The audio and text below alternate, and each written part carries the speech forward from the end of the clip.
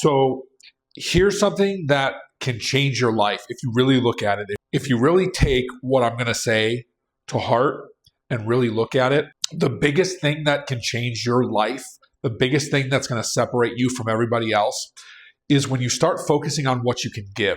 When you start focusing on what it is that you can give to other people in your relationships, in your business, in any aspect of life, when you really start to think about what can I give? How can I give more? How can I give better? What is the best part of me that I can give?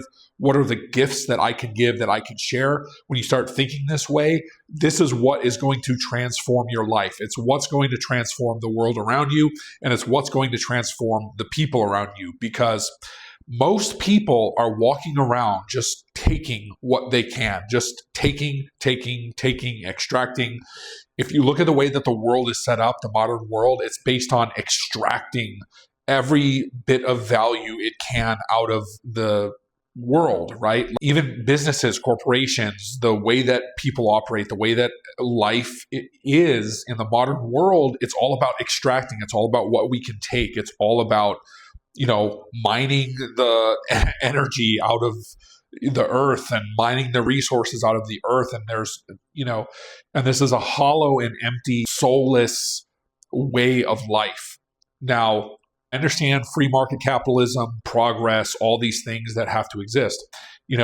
There's not one right or wrong answer to the way that things should be in life or in the world, right? We can't control every aspect of life. We can't control every aspect of the world, how people operate in the world, how systems and governments and other powerful entities or whatever it is operates and controls different aspects of the world. But this is where true influence comes in, because when you're a giver and when you start to look at how to approach life from the standpoint of being a giver, being a valuable individual, being somebody that gives to other people, whether it's your time, your energy, your love, your appreciation, whatever it is, being a giver separates you from everyone else. Because look, what is happening today is that you are being programmed. We are all being programmed. But I'm saying that in society as a whole, we are being programmed to take. We're being programmed to subject ourselves to whatever is happening, whatever is coming at us, to, comply to all of these things that basically put us at effect of life. And the most miserable people contribute the least and are constantly just trying to take and extract value. And I find it interesting that, in some cases, it's just like, the more that you take, the more that you poison yourself, because what is there left to take on this planet? Now, I'm saying that tongue in cheek because, of course, life is abundant, the planet is abundant, Earth is abundant, but we can't sustain life the way that we've been living in the modern world without acknowledging the fact that, everything that exists, everything that we've created or extracted out of the earth comes from God. It comes from the earth. If God gave us this planet, God gave us earth, we should be stewards of it, right? Just like, it talks about in the Bible being stewards of money. Well, we should be stewards of everything, not just the money, because money is man-made. The earth is our home. The earth we only have one collectively, right? Now there's 7 billion people on the planet, maybe 8, however many it is. There's so many people, right? But who is thinking about, sustainability on the level of how we treat our home? How do we treat each other? How do we treat the resources? And this is a big ethical dilemma and question that we have for humanity. Because what is the future of humanity? And anyways, without going down this existential rabbit hole, what I want you to think about is what would change in your life if you started to give? And what is it? What are the gifts that you have that you can give to other people, that you can give in your business, that you can give in your relationships?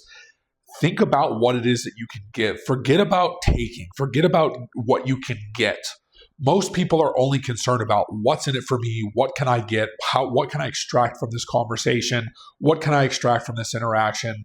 And the number one thing that's going to set you apart and put you into the 1% in all of humanity is when you become a giver.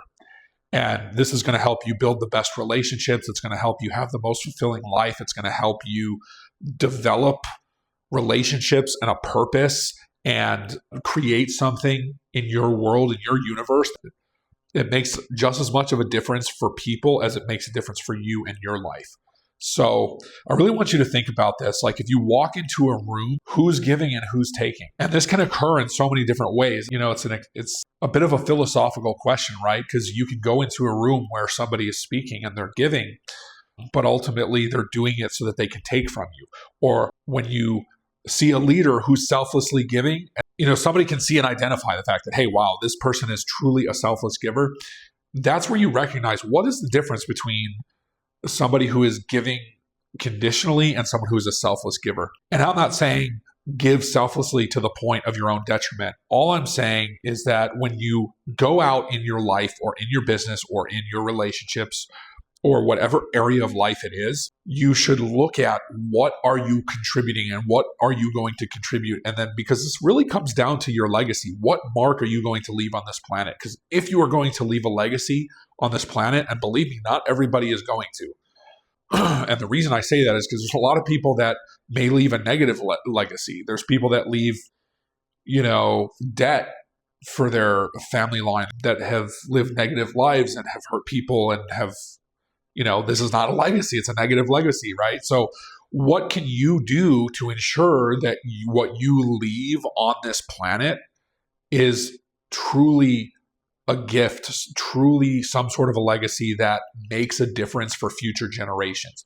We should be thinking 7 generations in the future. This is a Native American proverb where they're, essentially they believe that we're borrowing the earth and we're borrowing all these resources from future generations. And if we don't change ourselves, we don't change the way that we're thinking about life, and we don't change the way that we're looking at the way that we live from that standpoint, then we're robbing our children of their future. And we're robbing future generations of a quality of life. So I want you guys to think about this. What can you do to live differently? What can you give that's actually going to change the world in a positive way? And it can be small. It doesn't have to be a major thing. It doesn't have to be a big thing. But if you live in a way where you're a giver, where you're giving more than you take, at minimum, at best, you will have made a small change towards the better. But I want you guys to think big in terms of what it is that you can give, what it is that you're giving.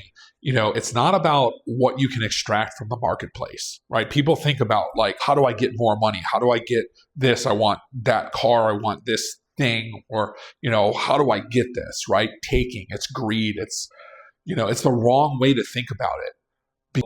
I've talked about this before. Money is a means of exchange. Okay. This is simple economics. It's based in scarcity, but there's an abundance of money. So in order to get money, you have to give something of value. And so you really have to think about, what is it that I'm creating in my life, in my business, in my relationships that is valuable? What do I give to other people that is valuable? What are my gifts? What am I investing in outside of myself? Not for personal gain, but what is my purpose? Especially for men, this is really important that you look at what is your purpose. Understand what is it that you can give to the world, because it's not about you. So I just think about this, the way that we're living in the modern world, this consumption, the constant consumerism and blind obedience, it's death. There's no future in that. There's no future in this way of living. So what do we do with that? How do we change? What is there to change? And I think we need to get closer to nature. We need to appreciate what God has given us.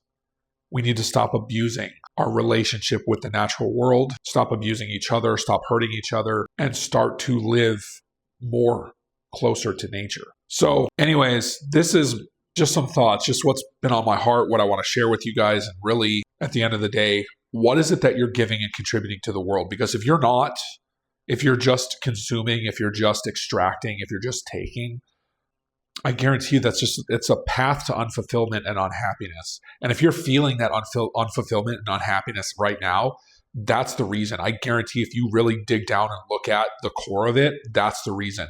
It's that you're taking where you could be giving.